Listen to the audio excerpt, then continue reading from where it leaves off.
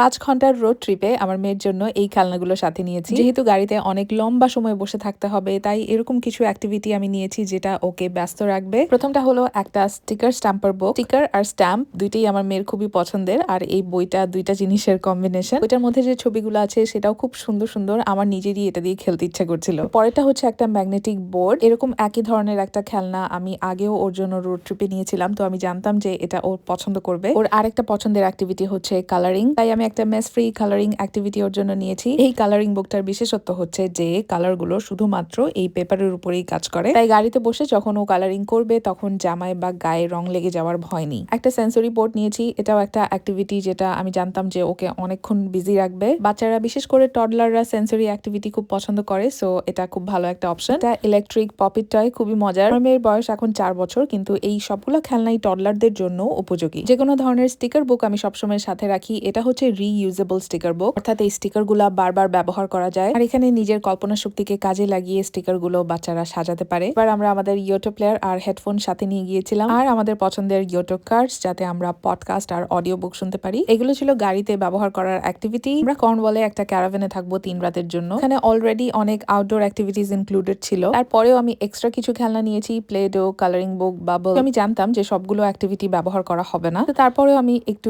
Extra জিনিস নিয়ে যাই আমার মনের শান্তির জন্য। গাড়িতে ব্যবহার করার জন্য একটা কার সিট ট্রে অত্যাবশ্যক। আমাদের অনেক কাজে এসেছে, কারণ এটা থাকাতেই আমার মেয়ে অ্যাক্টিভিটি গুলা গাড়িতে বসে করতে পেরেছে সুন্দরভাবে। খেলনাগুলো সবসময় আমি আমার সাথে রাখি, যাতে আমি একটা একটা করে ওকে দিতে পারি। পানির বোতল আর স্ন্যাক বক্স অবশ্যই সাথে থাকে। এই স্পিনিং স্ন্যাক বক্সটা আমাদের সবচেয়ে পছন্দের, কারণ এটা ওকে অনেকক্ষণ ব্যস্ত রাখে। আর হ্যাঁ, ক্যামেরা তো নিতেই হবে ছবি তোলার জন্য। আমার কাছে মনে হয় প্রতিবার ট্রাভেলের আগে নতুন নতুন খেলনা কেনার দরকার নেই। আমি কোথাও যাওয়ার বেশ কিছুদিন আগে থেকে কিছু খেলনা আলাদা করে সরিয়ে রাখি। অনেকদিন পর যখন আমার মেয়ে খেলনাগুলো আবার পায়, তখন ওইগুলাই ওর কাছে নতুনের মতো মনে হয়।